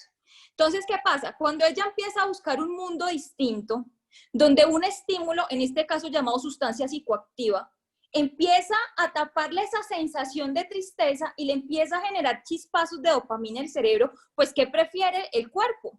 Somos hedonistas por naturaleza, y si yo no lo proceso, y si yo no entiendo qué es que eso que siento acá me está avisando a mí que tengo que cambiar algo acá, si yo no comprendo eso, pues lo que voy a hacer es la recompensa inmediata, que ¿cuál era? Consumir, ¿cierto? Y cada vez necesitaba una dosis más alta porque hay algo que se llama tolerancia y esa emoción necesitaba cada vez más droga para poder tapar y esconder esa emoción que tenía. Entonces, para responder esa primera pregunta, primero hay que reconocer muy bien las emociones para luego ya pasar a los sentimientos, que hay esa diferencia, ¿listo? La segunda pregunta que dice lo siguiente.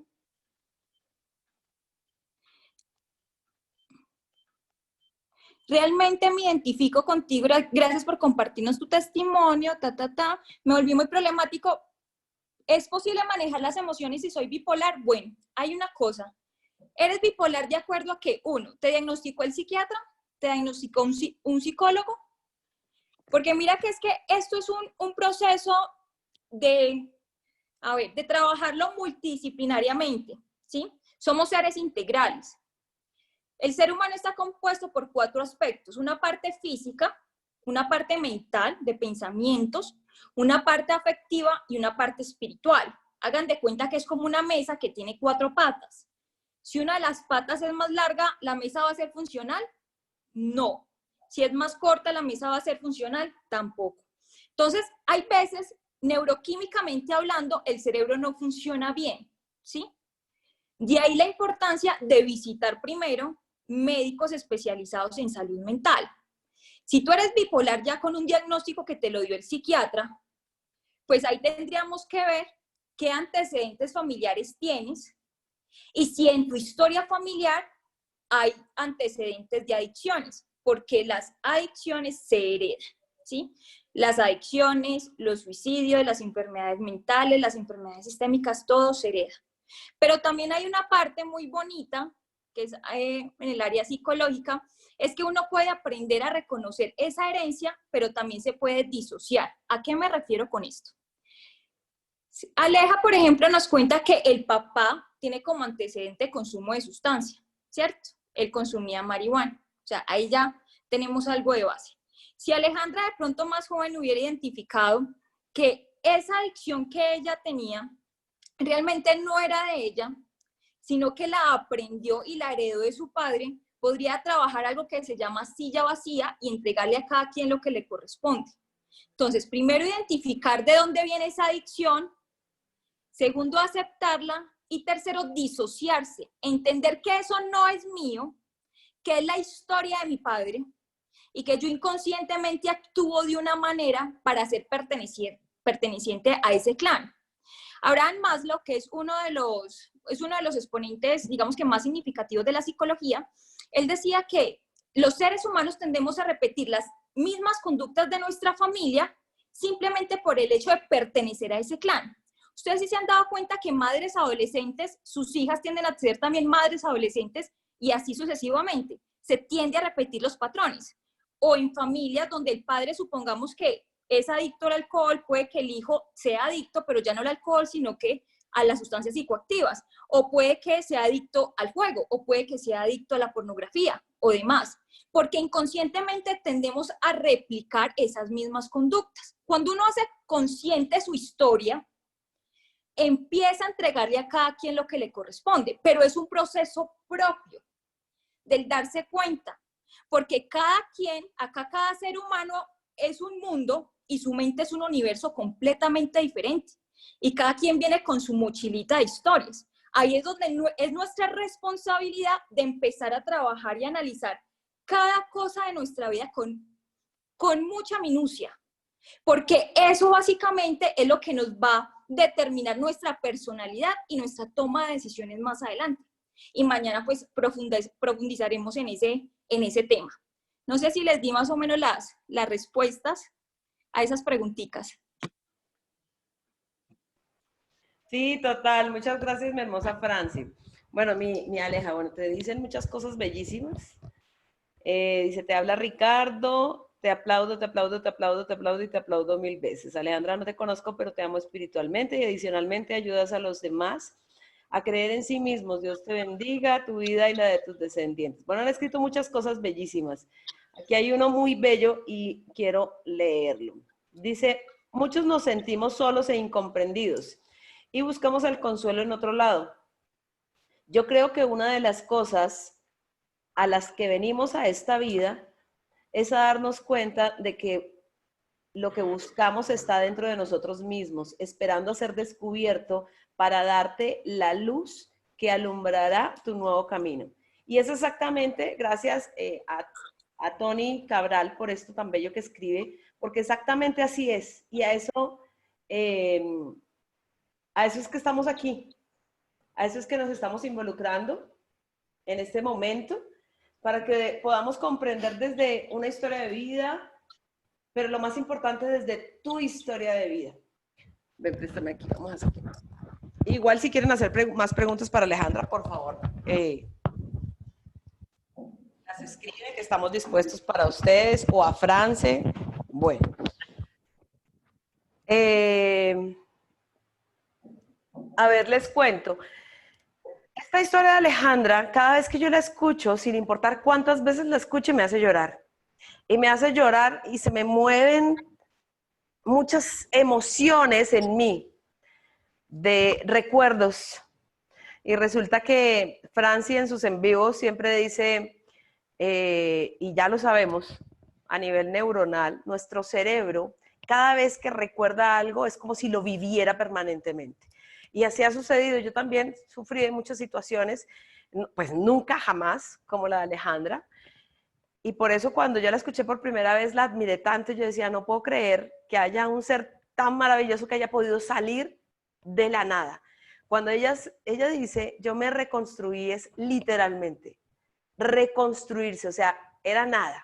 Una persona, nosotros estuvimos en Medellín hace como 2 años dictando unas conferencias y pues ella vivió todo eso en Medellín y yo vi a una señora de la calle, o sea, vuelta a nada, súper sucia, sacando comida de un basurero y volteé a mirar a Alejandra y se me salieron las lágrimas y yo decía, yo no puedo creer que tú hayas estado así, de la nada. Y si ella puede, todos podemos, sin importar cuál sea tu adicción. ¿Y por qué queríamos que escucharas la historia de Alejandra? Porque pueda que tu adicción hoy no sea la cocaína, ni el alcohol, ni el cigarrillo. Pueda que tu adicción sea una relación tóxica. Pueda que tu adicción sea ser víctima permanentemente. Pueda que tu adicción sea al sexo, al internet, a la pornografía. Pueda que tu adicción sea a sentirte mal permanentemente. Pueda que tu adicción sea a nadie me quiere, yo estoy solo, a la soledad. Y quieres buscar permanentemente esa sensación. Y aquí voy a algo que espiritualmente decimos permanentemente es, si yo soy depresivo, si sufro de depresión, yo estoy viviendo en el pasado, porque no he podido perdonar, porque no he podido soltar, porque no he podido avanzar. Y si yo permanezco en mi vida ansioso o ansiosa, estoy viviendo en el futuro. ¿Por qué? Porque la ansiedad viene de qué irá a pasar, qué será, cómo haré, si podré. Entonces, el estar en esos dos lados no nos permite estar en el aquí y en el ahora, en el estar presentes, en el presente perfecto, de estar aquí y ahora, en respirar. Y a veces se nos olvida algo tan sencillo que vamos a irlos, obviamente, viéndolo mañana con Francia un poco y el lunes, que queremos buscar es que ustedes se lleven herramientas muy pequeñas que les pueden incluso salvar la vida a ustedes o a un familiar. Y eso se llama autorregulación. Pueda que no les sirva a todos, pero así como dijo Alejandra, con que una persona haya escuchado, de verdad, nuestra alma va a sentirse tranquila y feliz de haber apoyado a una persona, no importa. Si son 2, 3, de ahí en adelante son súper, más bendiciones. Pero quiero que comprendan y entiendan que esto es un proceso, un paso a paso, así como dijo Alejandra, esto es un proceso de reconstrucción y cuando nos reconstruimos es una piecita, otra, otra, otra, y así vamos armando la casita. Voy a leer acá, dice, cuando uno recuerda algo que le sucedió, la emoción o sentimiento vuelve como si estuviera viviendo, entonces tal vez se vuelve en una adicción. Exactamente, exactamente, así como dice Marcela. Estamos adictos a esa emoción que yo sentí. Y a veces no es una emoción que te guste, porque a veces es miedo. Hoy estaba hablando con una persona que me dice, Claudia, a mí abusaron de mí. Y ahora cada vez que tengo relaciones con mi pareja, yo tengo esa sensación de asco, esa emoción de gas, me están violando permanentemente, permanentemente. Permanentemente. Y como lo tenemos permanentemente, está vivida ahí. Hay que entrar en un proceso de sanación y por eso es este momento. Pero queremos es que reconozcas a qué eres adicto, porque como dijo Alejandra, es algo que no puedes controlar, que no depende de ti, que tú necesitas de eso para estar bien.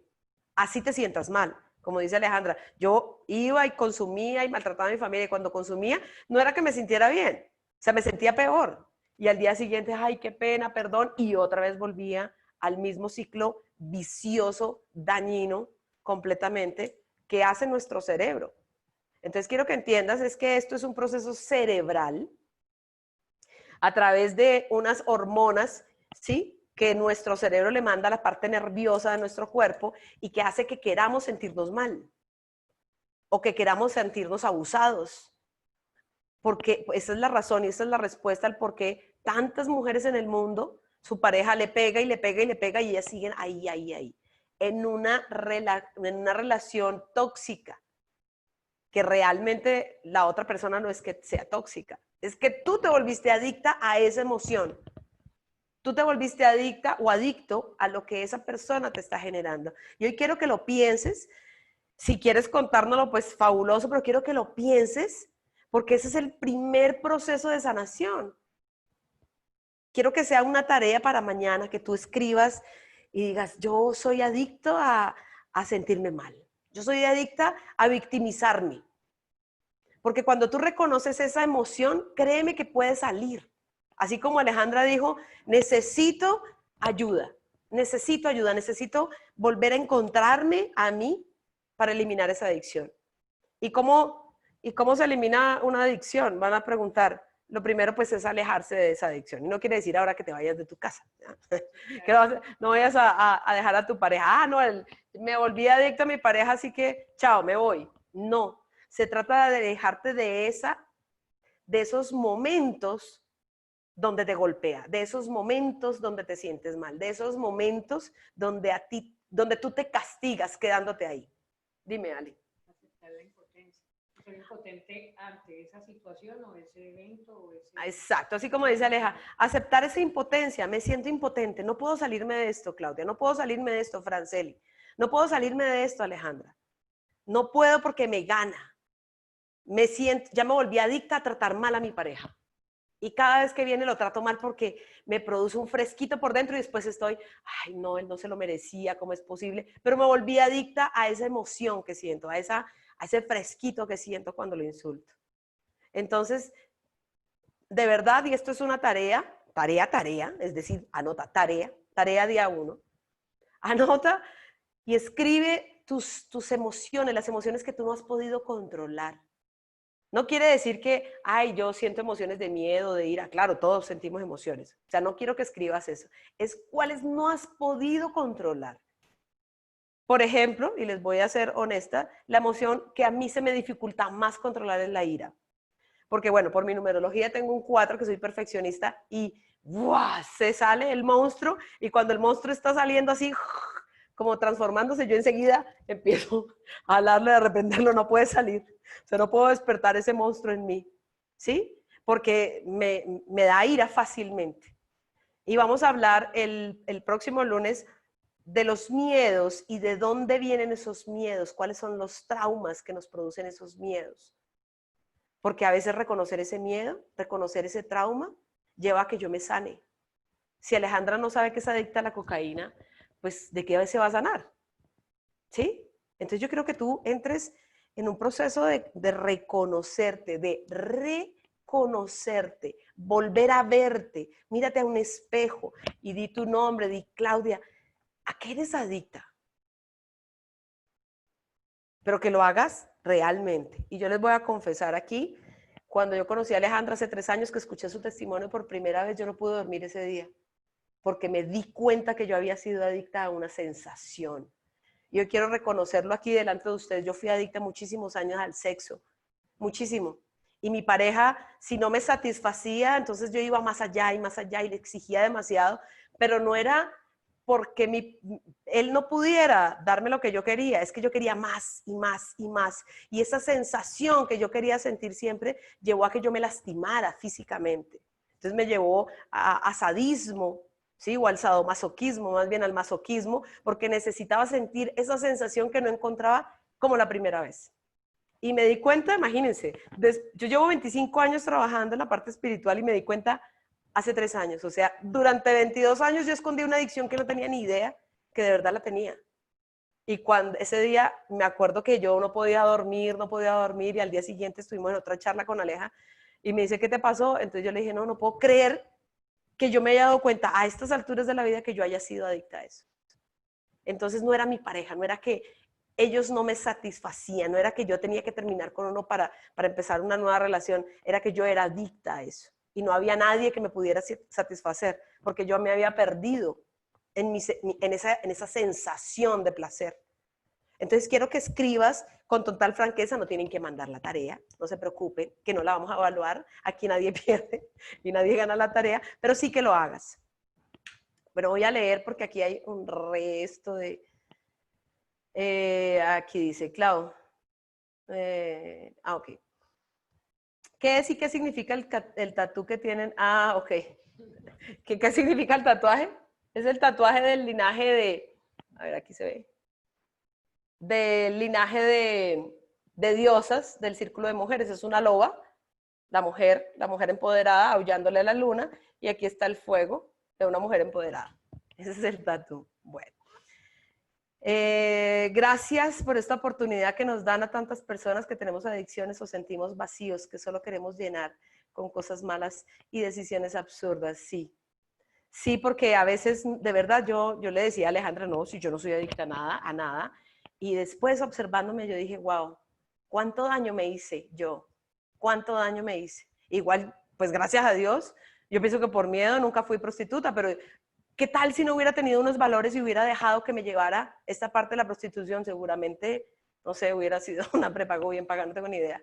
Pero por esa adicción al sexo hubiera podido llegar mucho más lejos, ¿sí? Pero sí me hice mucho daño yo, muchísimo daño, por no darme cuenta a tiempo. Entonces nosotros queremos, y este es el objetivo, de que tú te des cuenta, porque es solamente entendiendo qué es lo que hace que tú no puedas controlar, que tú no puedas manejar, es lo que detiene el encuentro con tu felicidad. No hay nada diferente. Tú tienes absolutamente todo lo que necesitas para ser feliz. Absolutamente todo. Bueno, aquí dicen, Dios te bendiga, mujer, eres luz, en la oscuridad te agradezco. Así eres un ejemplo, una mujer increíble. Gracias por contarnos tu historia de vida. Dios te bendiga, eres empoderada. Y sabes algo, los ojos son el espejo del alma. Mil gracias. Fui adicto a la cocaína, marihuana y solución popper, gap, pepas y hasta tuve una sobredosis de éxtasis. Casi me muero, pero lo que me ha ayudado es encontrarme a Dios. Ha sido mi guía y mi amigo. Gracias a Dios me salí de este mundo sin salida y en Dios, como digo, encontré la solución. Mira qué bello que acabas de decir, porque esa es la parte que yo creo que la va a tocar Franci la otra semana. Digo, mañana, perdón, y yo el lunes. Porque a veces hay que pegarnos de algo que no conocemos. Y ese es de Dios. Que yo le llamo el gran espíritu, el gran aliento, la fuerza del amor que todo lo puede. Y qué lindo que haya podido suceder así, de verdad. Y te honro también profundamente. Mira, son estrellitas que de nuevo Dios o el Gran Espíritu lanzó de nuevo al mar para seguir respirando y para seguir sirviendo, así como lo hizo Aleja, que ella decía, por algo Dios me puso aquí, por algo o para algo me puso aquí. ¿Para qué? Precisamente para entregar tu testimonio. Y tú puedes ser también un testimonio de vida para muchísimos jóvenes. Alejandra ha salvado a muchísimas personas de ser sicarios, y no porque, y no porque nosotros digamos, hay tantas personas, sino porque vienen a decirle a Alejandra, Alejandra, gracias por esto. Gracias por mostrarme una nueva forma de ver la vida. Y eso es lo que queremos realmente. Bueno, aquí hay más. Bueno, yo no he tenido este tipo de adicciones, pero sí me creí la etiqueta de oveja negra. Hoy en día me alejé de mi familia materna y paterna. Me siento feliz con mi familia, con mi esposo, mis hijos, mi nuera, quien está embarazada, y estamos llenos de amor. A la espera de ese bebé me siento tranquila, siento que es mejor alejarme que entrar en críticas y juicios. Pregunto, ¿esto estará en mi proceso para beneficio de todo? Sí, sí está en tu proceso para beneficio de todos, porque si tú te sientes feliz, no importa. A veces las adicciones a estos eventos negativos o a estos momentos que no son, o estas circunstancias que no son bonitas, hacen que nosotros podamos alejarnos de lo que no nos conviene. Y a veces ese alejarnos puede ser incluso un hermano, incluso tu propia familia. Y no quiere decir ahora que te vas a alejar de tu familia, no. Debes, por eso es este proceso, para que tú entiendas y veas cómo son las cosas realmente. Claudia, gracias. Yo acabo de darme cuenta de lo que está pasando en mi vida. Yo estoy trabajando el abandono de mis padres y he estado trabajando mucho en esto, pero ahora que tú dices, siento que mi adicción al sexo es lo que me ayuda a sentirme bien. Ok. Víctima es miedo al abandono, exactamente. ¿Cómo diferencia entre adicción a la aceptación y la adicción al rechazo? No entiendo esa. ¿Cómo diferencias entre la adicción a la aceptación y la adicción al rechazo? No entiendo esa pregunta. ¿Cómo adicción a la aceptación o adicción al rechazo? Ah, ok. A que siempre estés buscando amor propio. Esa es una búsqueda, una adicción a buscar amor afuera. Siempre estás buscando amor hacia afuera. Si estás pensando que me van a aceptar o que me van a rechazar, esa no es una adicción a la aceptación o adicción al rechazo, es una adicción a buscar amor afuera, donde no está el amor está aquí adentro. Bueno, vamos a hacerle rápido porque tenemos 8 minuticos para cumplir con el horario. Bueno, y mi cerebro tuvo consecuencias. Bueno, es posible volver a empezar con una pareja que te ha hecho daño y sean las segundas oportunidades porque dice haber cambiado. Es posible. Es posible si hay cambio de los dos. Sí, por supuesto que es posible. Es importantísimo tener conciencia de lo que ya no queremos, nuestros monstruos, para poder luchar contra ellos y vencerlos como la luz de lo que realmente somos y queremos. Ya nada de chantajes y bloqueos mentales, exactamente. Acá dice, yo nunca tuve adicciones de este tipo, drogas, alcohol, pero en mi adolescencia me hice años aceptando parejas equivocadas y aceptaba maltrato psicológico hasta que me di cuenta y dejé de permitir este tipo de situaciones. Mira, solamente eso, una adicción a que me maltraten psicológicamente, a no ser bien. Entonces, a veces no tenemos que llegar hasta el fondo. Tips para sensibilizar a los adolescentes a que ingresen a la comunidad terapéutica cuando no desean asistir a psicólogos. Ángela preguntó algo ahora para Alejandra y le preguntó básicamente es, ¿cómo puedo hacer yo para abrir mi comunicación con mis hijos adolescentes, que tengo hijos adolescentes? Entonces, le voy a pasar el micrófono a mi hermosa Alejandra para que responda a esto. Y a todos nos vemos mañana a las 7 de la noche, hora Colombia. ¿Vale? Les amo profundamente. Yo me despido de una vez para completar nuestro horario. Son 2 horitas de clase. Y les amo con el alma. Gracias, gracias por estar aquí. Les amo desde y hasta mi eternidad. Mi Alejita hermosa, responde esto y cerramos la noche. Hola. Bueno, mira, ustedes saben que hoy en día hay mucha comunicación, poca información, ¿sí? Mucha información, poca comunicación. Yo siempre he dicho que es importante, inclusive a veces cuando hago mis conferencias y todo eso, pongo como un ejercicio para que hagamos en casa. A veces uno cree que las cosas importantes de la vida, yo hoy pues soy una mujer bendecida porque tengo 2 hijas maravillosas y tengo un nieto.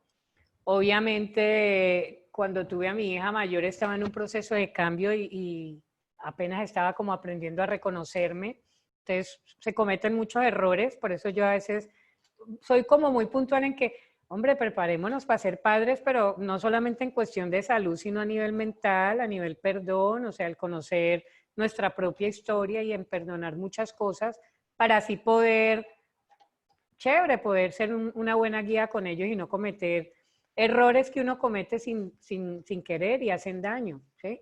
Entonces yo, por ejemplo, digo, hablemos de las cosas importantes de la vida, no el que sea el mejor estudiante, ni qué carrera va a hacer, ni nada de eso, sino cosas de la vida, hablar de alcohol, de droga, de prostitución, de abortos, del maltrato, empezarle a enseñar a los hijos estrategias, herramientas desde muy niño a que ellos tengan seguridad en ellos mismos, a enseñarles a bailar, no reprocharlos. Uno a veces, el peladito es la embarrada, ese peladito es la cagada y él cree que es la cagada toda la vida. O usted no sirve para nada, o usted es gordo, o si el muchacho te sacó una nota muy bajita en una materia, lo reprochás y le vas a decir no servís para nada.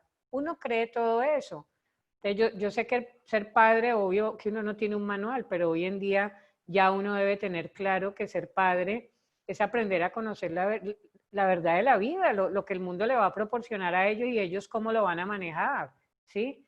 Porque a todos les van a ofrecer droga y más hoy en día, más hoy con esa mala información que existe de que, por ejemplo, la marihuana es medicinal y resulta que la marihuana es medicinal, pero no es fumada. Eso es una gran mentira. Es medicinal sacándole un montón de químicos, que es lo que genera la satisfacción o el placer del consumo, ¿sí? Entonces es hablarles de la verdad, es ponerlos a investigar, no importa los años. Mira, no importa que el muchacho tenga 8, 9, ellos desde muy niños ya están escuchando eso. Más que hoy estamos en una sociedad donde el respeto pues se ha perdido, entonces vos vas al parque con tu hijo de 3 años, de 4 años y no falta ver al pelado que está fumando marihuana ahora ahí. Entonces el olor es muy familiar y las conversaciones son muy familiares. Y los muchachos, por ejemplo, cuando ya están finalizando sexto grado, cuando empiezan las rumbas de los 15, allí no falta el que tenga el venenito y quiera mostrarlo y él no lo muestra por malo, sino porque él piensa que eso es muy chévere. Entonces, si nosotros hablamos de las cosas importantes de la vida, y las cosas importantes de la vida es eso, alcohol, sexo, droga, todo, o sea, el entender que toda decisión tiene una repercusión, y si tú tomas una mala decisión, pues igual eso también va a repercutir. Pero entonces no es con rabia, y si ya hay consumo, busquemos ayuda. Busquemos ayuda. A veces uno siente vergüenza y piensa que es que, ay, es que es la única persona, es mi hijo, qué vergüenza que van a decir los tíos, van a criticar, van a juzgar, van a esto. Busque ayuda externa, si usted se siente a gusto, si usted siente confianza en nosotros, por ejemplo, y necesitan una ayuda un poco más puntual, comunícate. Si te sientes agradable, porque eso es lo primero que uno debe buscar, que la persona que esté al frente tuyo, tú te sientas a gusto, sientas confianza. Pero a los hijos hay que hablarle la verdad, porque ellos están escuchando la misma verdad en una versión distinta en la calle, con gente que es mucho más joven, que tienen inexperiencia de vida y que están dando es lo que están sintiendo en ese momento. Si alguien me dice, ve, me va a meter un bareto y yo pregunto en la calle, me van a decir que eso es delicioso, que además da mucha risa y después da hambre y chévere. Pero si tú lo preguntas a una persona que conozca una consecuencia final, pues entonces te va a decir, mira, la sensación es esta, pero pueden pasar muchas cosas acá. Yo no voy en contra de las drogas, yo voy a favor de la vida, a favor de manejarnos nosotros como ser humano, a consentirnos, a amarnos, a perdonarnos, a entender que nuestros padres también tienen sus procesos. Yo no estoy más arriba que nadie. Yo no estoy más arriba que una persona que lleve un día sin consumir algo. Yo estoy exactamente a la misma distancia que cualquier persona para coger una copa. Es simplemente reconocerse a uno mismo y reconocerse de una forma continua, porque los pensamientos siempre tienden a repetirse, las conductas y el buscar uno cómo llenar esos vacíos. El vacío se llena, está aquí en el corazón. está en el corazón. Somos milagro de vida. Hoy somos milagro. Tenemos una fuerza infinita en el cielo. Yo soy un milagro de vida. Y los que están afuera no es que no merezcan. Es que cuando vos te muestran la luz y no la ves, te vas a quedar en la oscuridad. Por eso hay cosas en la vida que uno no debe ni probar. Y es algo que te cambie tu sentir. Entonces, empecemos a trabajar en nosotros. Esa tarea que puso Claudia de mirar, ¿cuáles son tus miedos? ¿Qué es lo que te impide? Por ejemplo, yo, no solamente el consumo, yo siempre entregué mi silla y me manejaron mi vida. Y pensaba que era así, y no, uno no puede entregar su sitio ni su silla, uno tiene que aprenderse a amar, a respetarse y a entender que vos no vales por tus cartones o por tu plata, tú vales por lo que tienes acá adentro. Me encantaría quedarme acá todo el tiempo, pero sé que tenemos tiempito ya limitado. Los amo con el alma. Muchas gracias, Moni, que hace tiempo no la veo. Por ahí la estoy viendo. A todas ustedes las amo y las llevo aquí en mi corazón. Muchísimas gracias. Y mi hermosa Franci también para que se despida. Gracias a todos, de verdad, Franceli preciosa. Muchísimas gracias a todos por asistir. Mañana los espero súper motivados con la tarea que nos dejó la hermosa Claudia y sobre todo porque mañana vamos a entender cómo funciona nuestro cerebro, porque el que conoce su mente maneja su vida. Así que como aquí es donde se dan los pensamientos, se dan las emociones y se dan la toma de decisiones para generar una conducta, pues aquí es donde lo tenemos que trabajar y modificar todos esos constructos mentales que nos están limitando y están perjudicando nuestra vida. ¿Listo? Entonces los espero mañana súper motivados. Muchísimas gracias por asistir y que pasen feliz noche. Chao. Chao a todos. Gracias. Bye, bye. Gracias.